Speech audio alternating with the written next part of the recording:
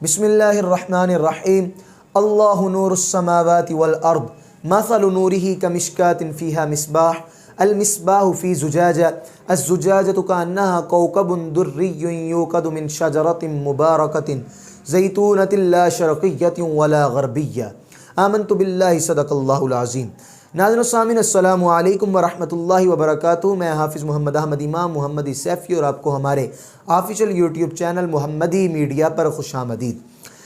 اللہ رب العزت آسمانوں اور زمینوں کا نور ہے۔ اس کی مثال ایسے کہ جیسے ایک تاک کے اندر ایک چراغ ہو، وہ چراغ فانوس میں ہو،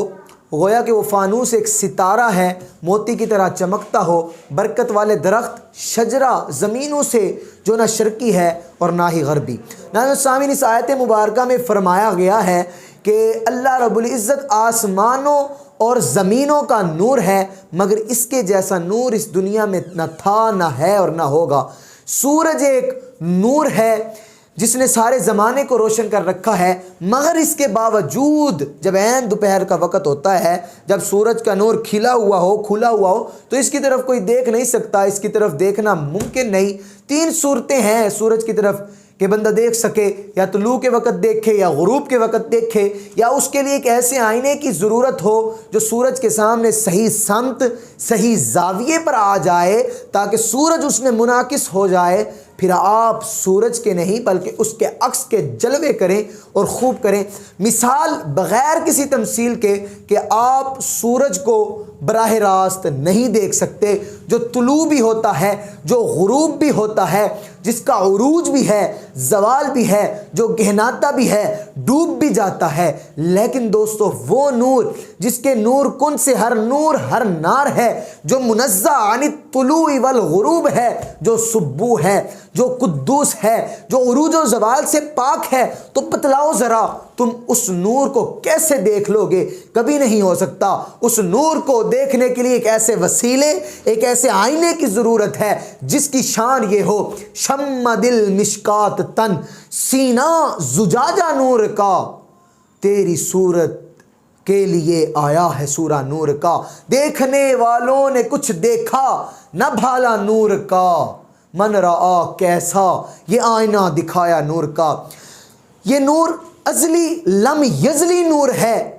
اسی لیے تو قلب مصطفیٰ میں جو ہے وہ منعکس ہو گیا، پھر تبھی تو فرمان ہوا کہ من رآنی فقد رأى الحق، کہ جس نے مجھے دیکھا اس نے حق کو دیکھا۔ ناظرین سامعین، اب اس آئینے کے سامنے جو آئینہ آتا گیا وہ نور اس میں منعکس ہوتا گیا، مگر اس عین کاس کے لیے سامنے آنے والے آئینے کی صحیح سمت صحیح زاویہ ہونا ضروری ہے۔ اخلاص کا سمت، عشق کا زاویہ ہو تو پھر کوئی صدیق اکبر بنتا ہے، کوئی فاروق اعظم بنتا ہے، کوئی ذوالنورین بنتا ہے، کوئی اسد اللہ الغالب، حیدر کرار، باب مدینۃ العلم، غرض کے اصحابک النجومی بأیہ مقتدیتم مہتدیتم کا مژدہ جا فضا پایا گیا۔ پھر ان آئینوں کے سامنے جو آئینہ آیا تو وہ کوئی نقش بندی، کوئی سہروردی، کوئی چشتی، کوئی قادری کہلایا، مگر نور وہیں سے آیا، وہیں سے پایا۔ جو گدا دیکھو لیے جاتا ہے توڑا نور کا، نور کی سرکار ہے کیا اس میں توڑا نور کا، بھیگ لے سرکار سے لا جلد کاسا نور کا، ماہ نو طیبہ میں بٹتا ہے مہینہ نور کا۔ ناظرین سامعین، نور کے سامنے آنے والوں کی اس کڑی کو سلسلہ کہا جاتا ہے۔ اس سلاسل نور و نکہت میں ایک سلسلہ ذہبیہ، سلسلہ سیفیہ ہے، جو سلسلہ نقشبندیہ، قادریہ، سہروردیہ اور چشتیہ کی ایک احیاء کی تاریخ اور تنظیم ہے، جو اسلاف و اکابر کے امانتوں کے امین ہیں۔ اگرچہ اس پر غلبہ سلسلہ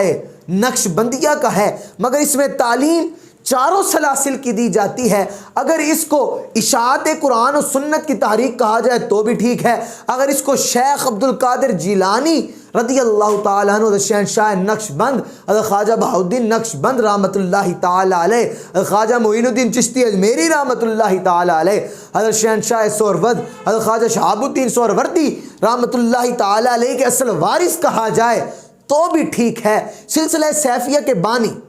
حضرت قیوم زمان مجدد دور عصر حاضر حضرت علامہ مولانا سیف الرحمن پیر ارچی مبارک رحمۃ اللہ تعالی علیہ ہیں۔ ایک اختراع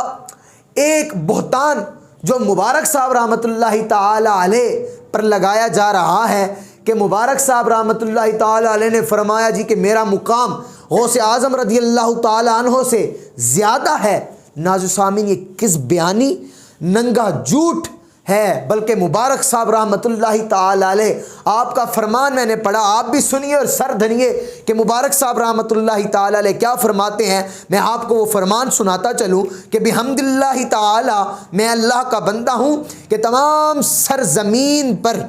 اپنے سے باعتبار ذوق گوئی اور مجھے ادنا ترین نظر نہیں آتا، اور خاتم النبیین حضرت محمد صلی اللہ علیہ وسلم